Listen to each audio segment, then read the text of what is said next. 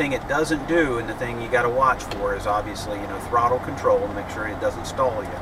But it will turn you, and it will adjust for you, because it knows all of these. It knows how fast you are, it knows how high you are, it knows where you are in the approach. So the Garmin's providing all that information through that roll coupler, if you get the roll coupler add-on. So it'll do all that. Now of course now this thing will not glide slope couple you.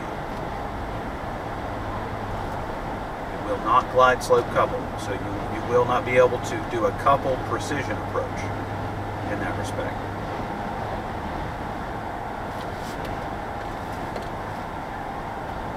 Well, it'll tell you when to start your letdown. You'll have to do it yourself. Yeah, it'll hold altitude only. Yeah, it'll hold altitude only.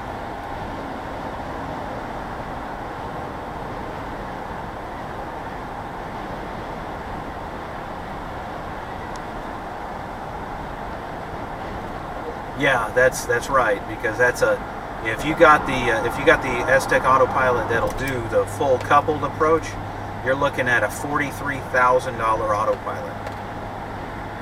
Yeah, just for glide slope precision coupling. To some maybe, but not in them all. Bonanza, Baron maybe, yeah, but not in them.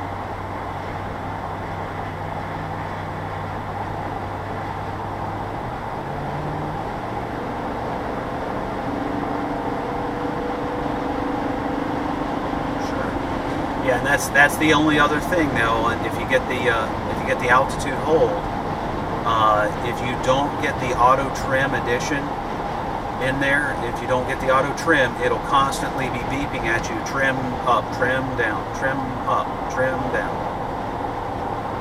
Yeah, so unless, yes, that's another add-on. That's another couple grand to get the auto trim.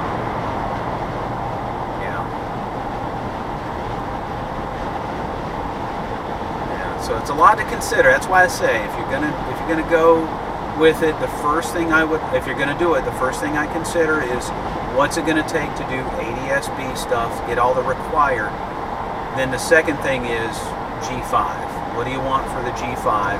And then if you're still feeling froggy, then I would say then start investigating, because the autopilot is a big deal.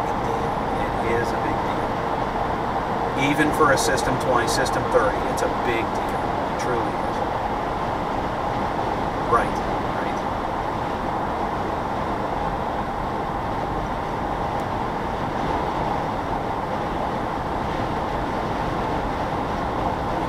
There is no reprieve. There's going to be no addendums. There's going to be no exceptions, and they are not pushing back the date. They're not going to leave. Oh, shoot. That's...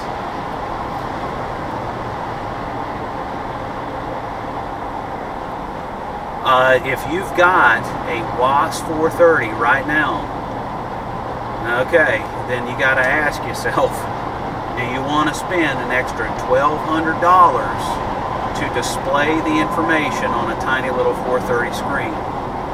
Because if you're using the ForeFlight already, you definitely, I'll tell you this, you want to maximize what the information is out there. Otherwise, you're just throwing money at the mandate, and that's it. So spend a little bit more. It's going to cost about $1,000 more to get the right equipment, and the right equipment is going to allow you to have ADS-B in. So yeah, that same stuff will work on the iPad. So if you go with the equipment, I would recommend if you've got